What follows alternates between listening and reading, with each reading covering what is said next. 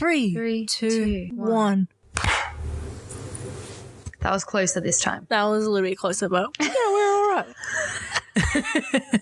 Slightly concerning, but it's okay. Yeah. All right. Welcome everyone to. We'll start that again. Okay, sorry. 746 You're listening to The Laughing Skulls. Just sit back and relax.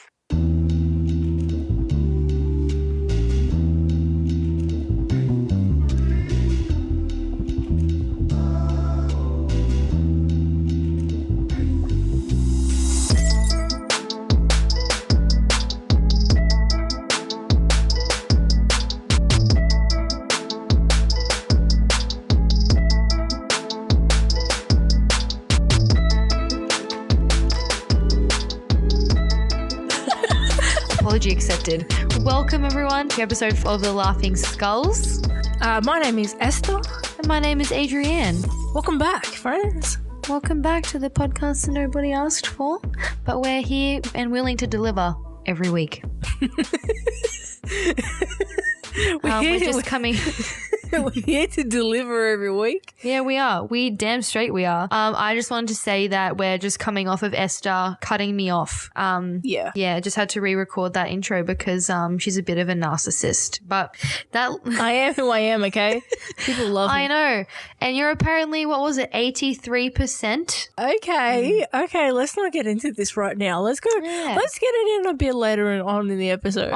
All right, that's fair. Just for some context, we decided to do some personality tests and we did that 16 personalities one, which is the Myers-Briggs test. Yes. And then we've also done the Dark Triad Test, which gives you a result of how narcissistic you are, how much of a psychopath you are, and this other thing called Machiavellianism, which is sort of like how cynical you are and self-interested in personal gain you are. And that one's, it's a bit darker. It's a bit darker, but we like dark. We do. We're all about the dark, you know. Context-wise, our group of friends, we're a larger group of friends, and we used to all have a Facebook group, and we all used to post our BuzzFeed quizzes. Yes. Who we are. And I'm sure growing up in the late 2000s and early 2010s, all you had were personality tests. Yes. Which High School Musical character were you? Which cheese are you? So many things. Which dog is your personality the most? Labrador, straight up. Oh, I'm so food motivated, sorry. Do I have a mood? Yes. Yes. Something that has really caught my eye and as something that I have been doing over the years is the Myers-Briggs test and about how much I have changed as a person. Hasn't been a lot, but I have changed quite a bit. Yeah, you were much less of a self-indulgent, you know. I was quite I think I would probably say reserved. I'm one of those people where I have to warm up to you back in the day. And now I can kind of make friends with a leaf. Yes. Anything that kind of shakes with the wind, I'm like, hey man, how you doing? That's right. That's so true. Yeah, your overt self-love, you know, really came out. Yeah. I wasn't saying that necessarily in a positive way, but just, yeah, you're way more confident. My bad. Just kidding. I just have always been really interested in psychology. Yeah, it's so fascinating. How the human mind works. I think I really threw my science teacher for a 6A in biology because I was like, really? What, how do personalities get formed in the brain? Because we were learning anatomy. Yes. And he was just like, fucking me no know. Like, I don't know. They didn't teach us I'm this a fucking much. teacher, bro. I don't know. Yeah. Oh my God. I'm a teacher, bro. I still Google things. Like, give me a break. The psychology is one of my favorite things about acting and film too. Like studying minds and different characters and trying to wrap your head around other people's perspectives is one of my fave things ever. One thing that I've always found rather intrusive is when I've gone to my therapy sessions and my therapist gets me to a T and I'm like, how fucking dare you? How fucking dare you? How dare you do what I'm paying you to do, you piece of shit. Yeah. I'm not so transparent, okay? I am complex. Yeah. Thanks. Yeah. Have you ever gotten, I wanted to always ask you this. It's similar to Heath Ledger or who else gets really into it? Like Shia LaBeouf? Yeah, And he's those actually sort of people? he's a grade A example of method acting. Do you understand that methodology? Yeah. I understand Would you ever it. get into that where you'd sit there and you'd like Actually do it for real? That depends. So there are many acting techniques, and there's a lot of technical stuff. There are ways, like an old school way is to sort of draw upon personal memories, and it can work like quite well, but from my experience it can make you really desensitized to those memories. Like things, even music that I used to use to make me cry, like to bring out an emotion, I don't do that anymore. It is absolutely like concrete to me. I find that technique a little bit dangerous because it sort of makes you numb to things. It's more common practice now to just be open to listening and just really listening to the person opposite you. So you're just using your empathy boots. That's what I like to call them. empathy And you're boots? actually, you put your little empathy boots on and you try to just listen to what's being said. And if you're a naturally empathetic person, just listening to someone, talk to you about someone they've lost should sort of like make you sad naturally. Like you just have to be present. And I find that technique works so much better, and just letting it go and being human rather than trying to be super technical with your emotion. Yeah. It's just all like so fascinating to me. I could talk about it forever. I find that there are those sort of characters that I watch where I appreciate and understand the complexity it is to bring a bitch of a character, a villain of a character, and to humanize them where you go back and forth on whether you like them or not. Yes, I actually was talking about this yesterday with a friend. My very first acting coach, who taught me some of the most profound lessons of my entire life, said once that, you have to find common ground to play someone, even if you hate them or you don't stand for anything. Like if you were going to play, a mass murderer or something, you have to be able to be willing to see into their mind. Otherwise, you're not going to play it well and you're not going to do it justice because you're going to be focused on how much you hate them and you can't relate. And he said, and I carry this advice with me everywhere, he's like, at the very least, at the bare minimum, if the only thing you can build a foundation upon is the fact that you both share a skeleton, then that's what you use and you go from there. And that really blew my mind. I was 14 when he told me this, and I was like, oh my God, it's so true. It doesn't matter in real life, even every single person has a skeleton. There is something to relate to and understand in every single person. And it's the most valuable lesson I've ever learned. It made me really open up when, you might be raised in a really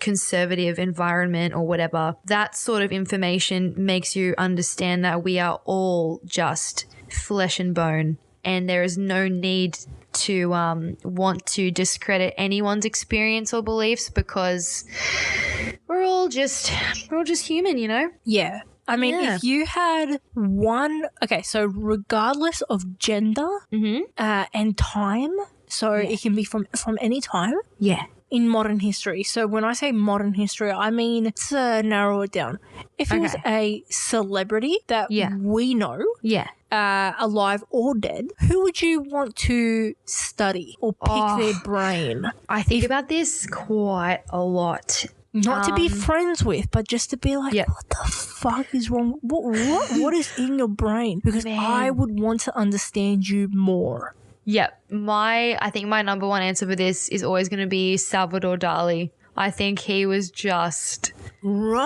amazing. He's my favorite artist. My goodness, just with his brain. Yeah.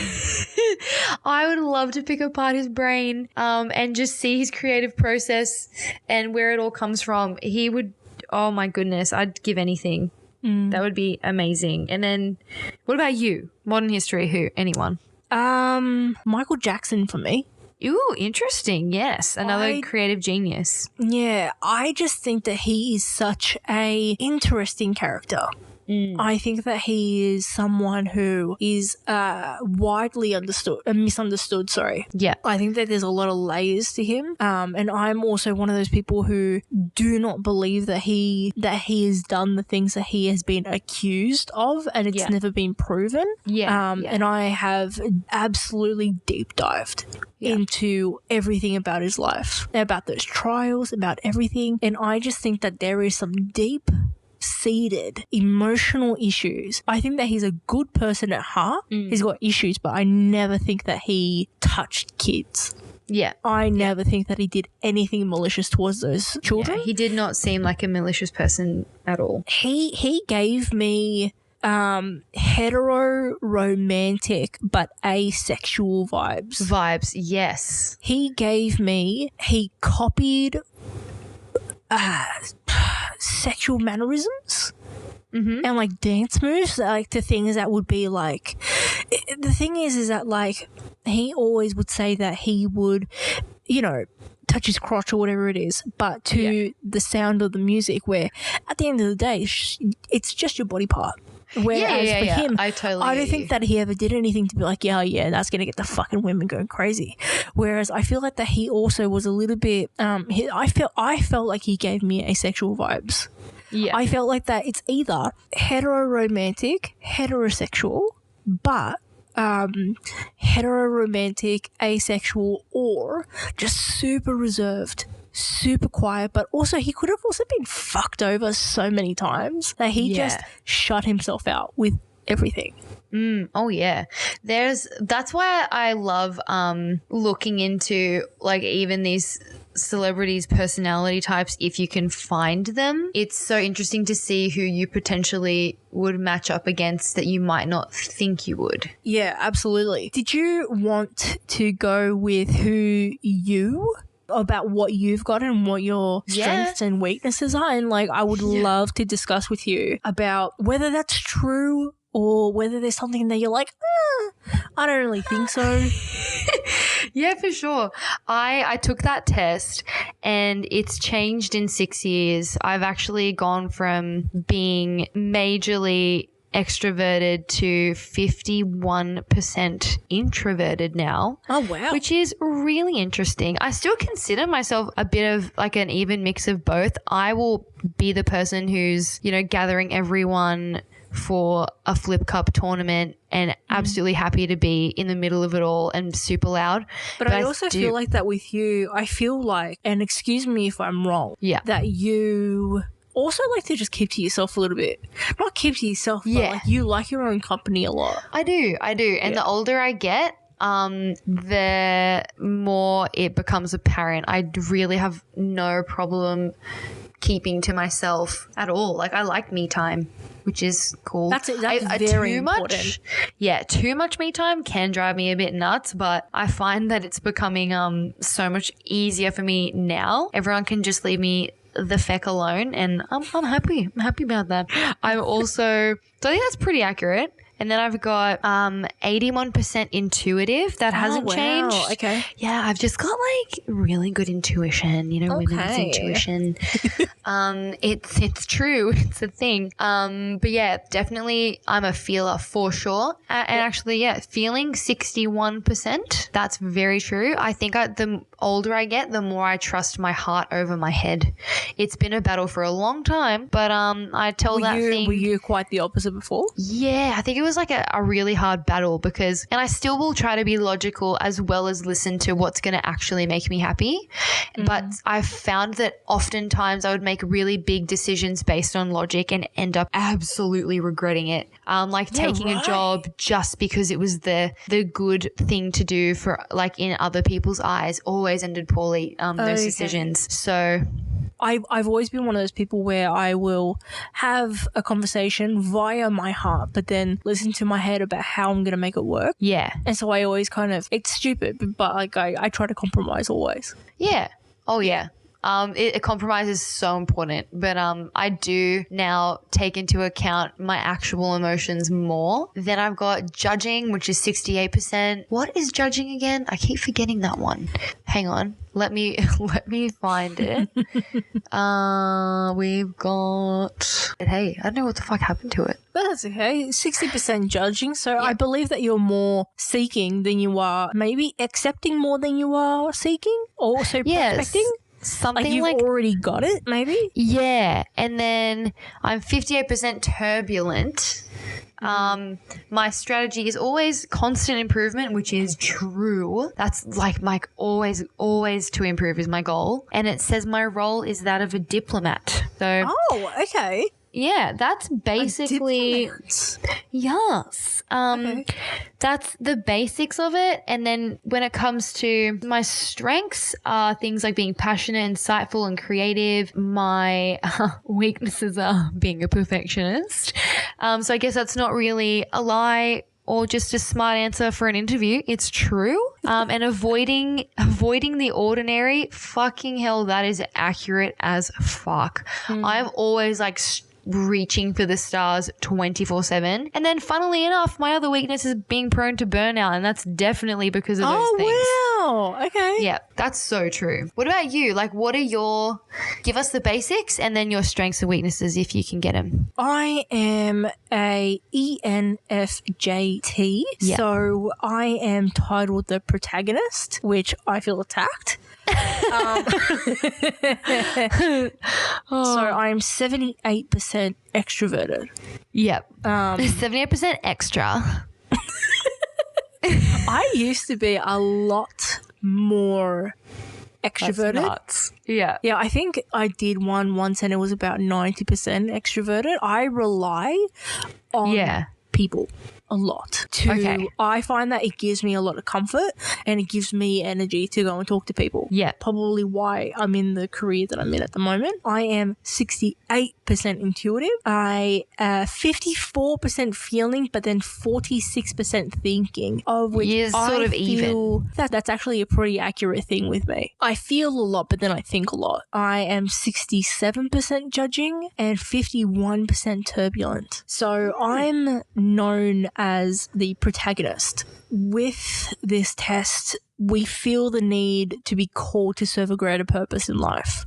Yes. And that we're thoughtful and idealistic, and that the personality traits are set to have a positive impact on people. I rather agree with. I feel like I don't feel like I'm a protagonist. I feel like I'm more of an all-rounder, more like a helper. I find that I go around and I see whether everyone's okay. And that's what I find that I do a lot. I can vouch for that. I can definitely vouch, but I do think that your result is accurate. Yeah. Like I, at first glance, thought that I was like I used to be, but then when I really was reading into it, I was like, this is actually way more spot on for me now. Yeah. So my strengths are that I am receptive, reliable, passionate, altruistic, and charismatic. Yes, this is true. And that my weaknesses, fuck yeah, is unrealistic, overly idealistic, condescending, of which I will preface and I will say that when I am training someone, I will always say, and when I say, oh man, that's a really good job that you did, I always try to say, I'm not trying to be condescending, I'm just trying to give you feedback. Yeah. Intense, which... How dare you? Yeah. And overly empathetic. Yeah, my empathy is quite a lot, but I'm not mad at it. And then my good lady, over at the bottom, it says that the protagonists that I may know, Barack Obama, Oprah Winfrey, John Cusack, Ben Affleck, Sean Connery, Maya Angelou, Morpheus from The Matrix, and Celie Booth from Bones. There you go. My favourite show. It's a sign. I've got people, not to brag. Oofed. Nelson Mandela. Martin Luther King Jr. Junior, the iconic Nicole Kidman. And then we've got Jerry Seinfeld, one of my favorite comedians ever. Billy Crystal, another great comedian. That's pretty damn suits you. cool. That Yeah. suits Oh, you a Jamie lot. Foxx. Jamie Oh, Foxx. Jamie Foxx is a legend. He is. Have you ever heard that guy sing? I have. Oh my Mate, goodness. he Voice needs of to an get angel. back into it. He really has to. It's so true. Have you had any hobbies? Speaking on these personality traits and just Yes. these sort of, have you ever envisioned yourself or tried to mold yourself into hobbies or into a certain characteristic? Have you ever had that? Yeah, I've had that.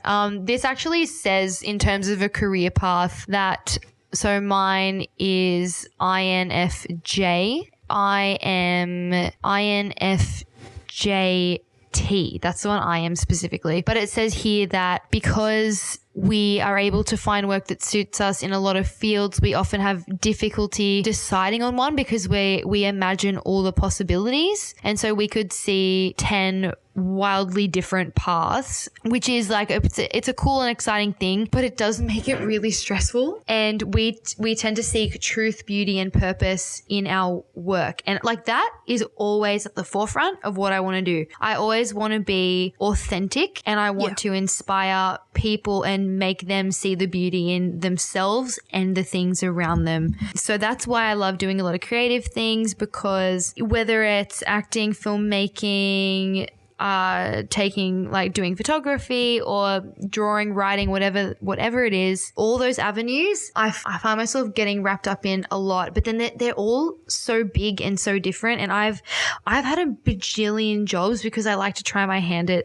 a lot of things. Like I've done copywriting, advertising, film and TV production, like a whole bunch of stuff. It is really fun, and I think I like the fact that I've had a lot of experience and change, and like I've tried to mold myself into being just a creative in general. But it's a lot. It is like, it's really an intense roller coaster, but I think I'd prefer that to sort of one general path. Careers and jobs that I've ever had, I have taken on that leadership role. I've seen things where, okay, what can I do to help? Yeah. Processes can I streamline? That's always been my thing. And I always end up being in one of those consultancy roles. Yeah. Look, I'm not mad at it, but I'm not mad. Off the top of your head, do you remember what your love languages are? Oh, my love languages. Actually, I'm pretty sure I can. My number one is quality time. Yeah. That, and it's so true. I value that more than pretty much anything else. Like if it comes to gifts and all that sort of stuff, that's whatever. But for me, it's the quality time, face to face, bonding, that kind of stuff. Yeah, amazing. Yeah. What about you? I'm a physical touch person. Yes, I think physical touch was my second one. Yeah, I always need to be touching. Yeah. I'm one of those really clingy people. I'm not mad at it though. So I will always find something to help out. So so the 5 love languages are words of affirmation, quality time, physical touch, acts of service, and receiving gifts. You're talking about acts of service, Yes. I think. Yeah. I also value that really highly. I actually think that's my second one more than physical touch, even though, I'm obsessed with affection. But I love affection, but I find it rewarding if I'm able to make someone's life easier. Oh yeah. Yeah. Do you know what I think? I think that we Do you know should. what I think? Do you know what I think? We should go and talk about the thing that everyone wants to know about, the Dark Triad Test. All right. Now, this one, was it you that sent this to me? Or did I just, You sent this to me. I sent you the difficult person test. So the difficult person test had to do with your narcissism, manipulativeness, your aggression, and the results were interesting. I knew myself. My sister's, on the other hand, alarming. It is pretty alarming. You don't, this was the first time I had ever done a test about this. Mm-hmm. And look, I just answered it as honestly as possible. I'm not fully surprised. I mean, we're all human. I think it's important to own up to the fact that none of us are perfect, and that is perfectly fine. Okay, I love this disclaimer. Yeah, I would always rather someone just be honest to my face instead of trying to be perfectly perfect all the time. That's just, it's exhausting and so dumb. Like we mentioned earlier, you got narcissism, Machiavellianism, and psychopathy. And then overall, the average of what everyone else has gotten. Doing this test. Overall, how fucking dark are you, basically? Oh, by the way, yes. I'm 20.83% darker than the average person. Right, I'm 28.83%. Shit. You're like nearly a third darker than everyone else? Yeah, soz. Shit. So I will say 85% I'm a narcissist. And unfortunately, it's very high. That's quite high. That's pretty high. I'm not going to lie. I don't think I'm much of a narcissist, though. You know, I thought I was more of a narcissist personally. I really expected a higher result. I got 73%. Oh. It's still kind of high. It's not in the 80s like I thought it would be. So maybe I do think, I don't know, too much of myself in that regard. Machiavellian. I can't say the word. Machiavellianism. It's a tongue twister. 48%. I'm 50%, so we're almost the same. Okay. Psychopathy? What do you have? 38%. I've got 54. Holy shit. Oh my God, that's where your extra 8% came from. I thought it would have been the 85%. All right, so being a narcissist. Anyone who wants to do this quiz, you can go to idrlabs.com and they have a whole bunch of tests. This is the Dark Triad. So basically, psychopathy is identified by the telltale sign of shallow emotional responses. The underdeveloped effect of psychopaths endows them with the high stress tolerance, low empathy, and little guilt, and prompts them to seek out extremely stimulating activities like violence, financial risk, resulting in impulsivity and a disposition towards interpersonal conflict. That's pretty intense. Honestly, there is nothing that scares me more than people that take financial risks. Can I get a fuck no? That's an absolute no from me. No way, my guy. I guess a risk would have to mean it's minimum $5,000 at stake. No way. I don't gamble. I don't do any of that. I keep my money underneath my mattress like a good wog. Yeah, yes you do. I mean, I don't know, but I wouldn't know because you keep it under the mattress. So there you go. I'm not a gambler either. Not even if I was intoxicated would I be like, yeah, let's throw this money into the trash. Mate, I don't even do those football sweepstakes. What? I don't even no.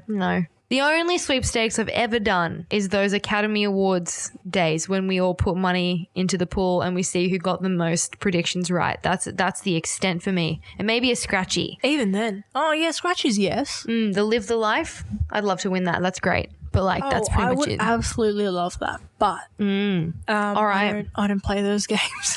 I don't play those games. I'm not a game player, in any aspect. That's true. So the tongue twister, Machiavellianism, is characterized by a duplicitous interpersonal style, a cynical disregard for morality, and a focus on self-interest and personal gain. So really in that okay, no, I'm 50%. We're pretty much 50-50, I suppose. Yeah, I'd probably say that we're okay. We're fine. Look, everyone has an agenda for personal gain to some extent. Yes. This is true. I mean, would I take someone out? No, probably not. Oh, look, I think it kind of depends the circumstances, to be honest. Depends what they did. Yeah. I'm not saying anything. But if you're gonna go and take, I don't know, who knows? People are crazy. Yeah, I think it's a bit touchy. Yeah, it's a crime of passion. I think at the end of the day, everyone's got a little bit of something in them. Yeah, they have to. Even the most clean of clean have got to break it one day. They actually usually have the most darkest, skeletons in the closet that I do not fuck with. Oh yeah, every goody two shoes I knew in school ended up being the most terrifyingly absolutely when are they gonna burst? Intense people. It's all about just when are they gonna pop? And my God, all of those people like the perfect ones had so much dark shit hiding underneath the surface. But I think narcissism ranking super high is actually the healthiest one to have high, because if you had 83% you had? 85. 85. If you had 85% psychopathy, then I'd be worried. I'd be like, should I report her to Crime Stoppers? Like, what's going to happen? Is she going to pop up on my TV, after making a homemade explosion? I don't know. I think that it would be really, really difficult, because I'm also one of those tech girls. I'm such a techie that I'll probably, I will go and jailbreak your television. And I'll be like, wow. Hello, Adrienne. How are you? That's impressive. That's actually impressive. I would not be, I'd be a 5% probably annoyed, and then the rest just impressed. 5% annoyed. Yeah. And then can you imagine your dog Chunky, and he's just like, what? He's like, what? I'd be like, hey guys, what's up? This is like the situation. I just want to say, not even mad. Go chuck Esther a follow. This is some impressive shit. Yeah. Those YouTube videos by J Station, and they're like, what? J have you ever Station? seen? Oh, okay. There's this guy, and his name is J Station. I already don't like this, but okay. And it's one of those scary pranks. Don't do it at 3 a.m. Oh God. Is this guy 12? Like, No, okay. he's like in his 20s. Is it good? Is it Absolutely quality not. content? He goes, hey guys, it's me, J Station. Hey guys, it's Please Nicole. don't try it. And you're like, Ew. yo, your neighbors must hate you. Oh, I imagine your haven't even neighbours, bro? seen it, and I'm not a fan. I'm not. He's got the most annoying voice, and he goes, Turn it hey off. guys, it's me. Please don't try this at home. We're gonna try and call Satan at 3 a.m. And has anything ever been successful? Yes, because Get they're out. all actors. Oh, And they do it for all the children. So they get possessed? Is that what happens? Yeah, so they'll get, we ordered this from the dark web. Can I just say, possession videos are one of my favorite niches on the internet. Let me give you some context, right? So there was one period of time, you know how the algorithm will see you like something a couple times and it starts giving you more? Well, the Bible Belt church videos of, exercising patrons were coming up.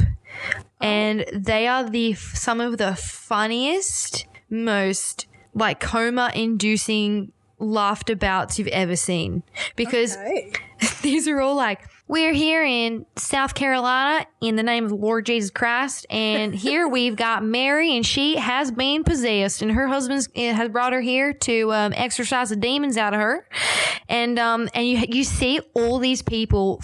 The crowd is fully there, and they'll usually have two maybe like either patrons of the church or sort of assistants to the minister, and they will be holding the person who's possessed, right? The people holding them are usually trying not to piss themselves laughing because they're looking around like this is a fucking joke. The people who are having these breakdowns are mostly just like housewives who probably started breeding at like 14 and they have just been Bible bashed to within an inch of their life. And so they're letting it out in these psychotic episodes, which is actually, it's really fucked up. Yeah, totally. I'll try to find some videos, but you watch these priests who are adorned in jewelry and they're super rich from all their followers, and you can tell like some of these people are paid actors being possessed or they're locals who genuinely believe in this shit. So there is a science behind wishful thinking where if you genuinely convince yourself of something enough, your body can manifest it. So they're not possessed, they just think they are, and they have convinced themselves they are, and they just go into these episodes and watching the things that they say are so funny. Like sometimes they'll call the priest daddy and they'll say like these really weird things, and the people holding them back are trying not to laugh because they're like, this is some bullshit. You're like, you're the devil, but yeah, they're like, man, you know what? I should have left Mississippi when I was 18. I should have left this town, but they didn't for some weird ass reason. And those videos kill me. And like there was a really long time where it went from the actual videos to remixes where people would remix the exorcisms, and they're funny. Yes, they're to die for. Seriously. I can't. Can you imagine sitting there taking the time? Because you and I both know how long it takes to edit stuff. Oh, yeah. Can you imagine sitting there and editing an exorcism? I'd have to take breaks from laughing. I just couldn't. I mean, it's one of the most. It's an incredibly niche corner of the internet, but it's incredible. I'm honestly amazed and genuinely impressed by the creativity. Oh yeah, feels Yeah, You're like, you know what? Good on you. I would love to give the possessed, quote unquote, possessed people these personality tests and see what they get. Pre-possession and post-possession? Yes. Yeah. That would be some really interesting shit. That's a study where if I was rich, I would fund that. Turns out the demon's introverted. Oh my God. I feel like the narcissism would be off the chart if it was the Dark Triad test, and the psychopathy would have to be pretty damn high, because these people are pretty out of control, except for the actors. You can sort of tell. The actors are in the more public forums. Like you've got local churches where they film it, and then you have like the big, stadium-like environments where these are just randoms planted in the audience to bring in those dollar bills, y'all. Making it rain. Speaking on the dollar bills, everyone don't forget to like and subscribe. Please write a review if you like us. Write a review. Tell us that we're pretty neato. Yeah, you know what? We're an open book here as well. It's okay to be human. You write what you feel. Let it out. Just if you want us to do a deep dive on something, if you want us to do another one of these personality tests, if you want us to do. Yeah, there's so many. There is actually a psychopath test too. I think that we should do that one too. But we won't just deep dive into topics. We'll actually physically do them. Yeah, I think that would be really, really fun. Yeah, we've got some physical stuff planned. And it's not slapstick comedy. But we are here for the podcast. We are here to entertain you. It used to be do it for the vine. Now it's do it for the pod. And we will do it for the pod. Live by it. Breathe. I will jump out of a plane for the pod. I'll fucking do it. I don't care. I will bungee. That's what the people want. Yeah, if that's what they want. I'm here for it. If I could, you remember that Rotor ride? Yeah. In Luna Park where you get stuck to the wall? I do the pod on that thing. Yeah. Let's do it. Yeah. If people want us to travel and go to their birthday party, I'll do it. I'll do a live broadcast there. We'll commentate. Absolutely. Tell that Jessica looks fat in that dress. Yeah, and Tony's gone for his 6th piece of cake and has eaten, a fucking third of it. And I will say go king. Don't let anyone else have it. Do you, friend? That's right. So, let us know. And, if you want anyone to say, hey, Tony, you're dumped. Just let us know and we'll just do it. It's fine. We will. We are so happy to be some breaker-uppers. Yeah. Yeah. We'll do it. We'll air out your dirty laundry. We'll take full responsibility. We'll do it. Or I would love if people wrote in and aired out their dirty laundry but kept it anonymous. Well, I mean, yeah. I would think they would keep it anonymous unless they have some guts. But yeah, absolutely. Welcome to all. I think that the further we get into this, I feel like the more extreme the situations will become that we put ourselves into, but it's fine. Yeah, and we become the podcast version of Reddit. Yeah. Do it for the pod. Do it for the pod. It's fine. Get a tattoo for the pod. I'll do it. Oh, man. I'll get the logo tattooed on me. I don't care. Yeah, me too. Oh, my God. One skull each, bitch. I know. So that's it for this week. I hope you like it. Yeah. And if you don't, that's okay. That's all right. Fuck yeah. All right, guys. Well, you have a wonderful week. Enjoy your day. Enjoy your night. We'll see you next time. See your mum. Say hello to her. Yeah. And, say hi. We'll chat to you soon. Peace out, guys. See you next week. Bye.